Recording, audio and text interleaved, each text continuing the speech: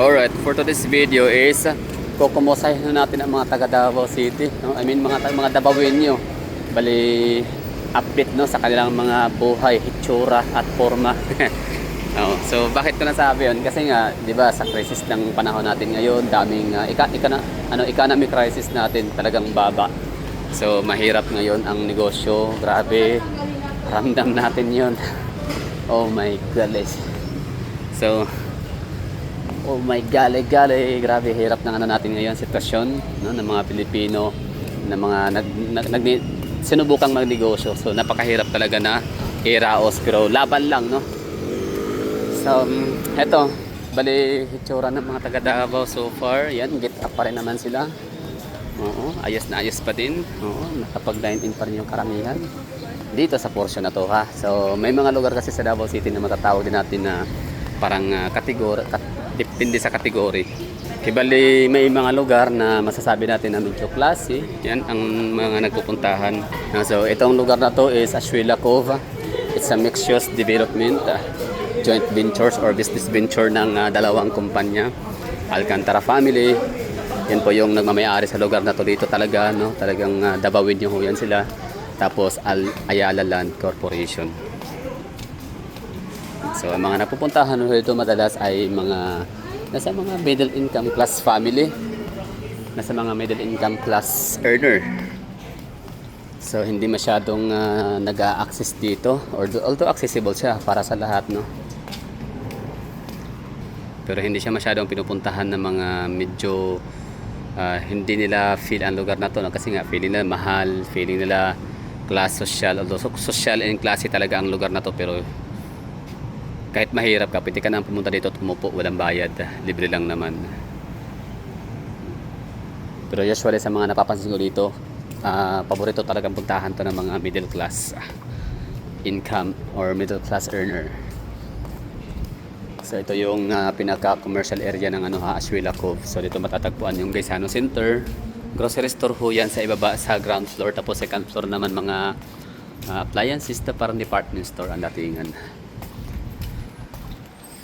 So itong lugar naman, kahit nga mahirap ka, pwede kang pumunta dito kasi kahit wala kang sasakyan, accessible ho siya, no? Lapit lang pagkababa mo ng jeep o highway, lakad lang, Ashuela Cove na. So paano naman yung kukumustahin? Yan lang, no? Itsura lang naman ng mga tao, kung happy ba sila, malungkot, oo, matapang, stress, bad trip. So tansya ko parang chill lang naman. Di pa naman ako nakakaramdam ng negative energy sa ating mga nakasalubong at nakikita dito. Sa bagay, ang lugar naman na to ay hindi naman siya puntahan ng mga taong may galit sa puso. Ibig sabihin is bad trip, no? Pag pupunta ka dito, ibig sabihin nasa good mood ka. Gusto mo mag-ensayo, gusto mo mamahinga, ganyan, magpalamig, papresko, tatambay, chill. So yun yung rason ba't andito ang mga tao, palamig, tumambay. So ibig sabihin malaking tulong, no, may ganito para kahit paano makapag-unwind ka, makalabas ka ng kwarto, makapag-banding ng mga kaibigan, barkada. So yun ang mga bagets. So tambay lang sila doon, hilata o kaya nito o yan, o diba, sarap buhay. So ang sagot ko dito ngayon, meron akong kasagutan sa aking katanungan na kumusta ang mga taga Davao City, sa mga taga middle income earner or middle income class. So kumusta sila so far? Okay pa rin, no? Kasi nakuha pa rin lang umupo sa mga benches, no? Magbanding, mag-date ng mga friends and family. Nakuha pa lang mag-chill. So meron pa silang sapat na oras. So ganyan ang essence ng lugar. Hindi na mga tao dito. So yun po yung nakikita ko natin dito. Yan, di ba, may nagdi-date pa sila, pintuhan, chatting with each other, go out and explore.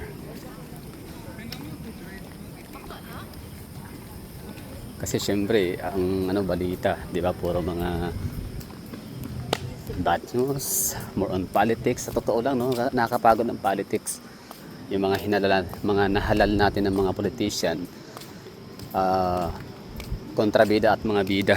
Parehas silang walang pinagagawang trabaho kasi more on sana sila, more on politics, more on away-away, no? So for example, ang mga Duterte, imbes na magtrabaho yung mga yan, si Mayor Baste, si Kong Pulong, si VP Sara, imbes na magtrabaho sila full force 100% sa kanilang mga sinumpaang tungkulin, hindi na magawa-gawa kasi yun na nga, pupunta ng nahig kasi obligado sila kasi anak sila.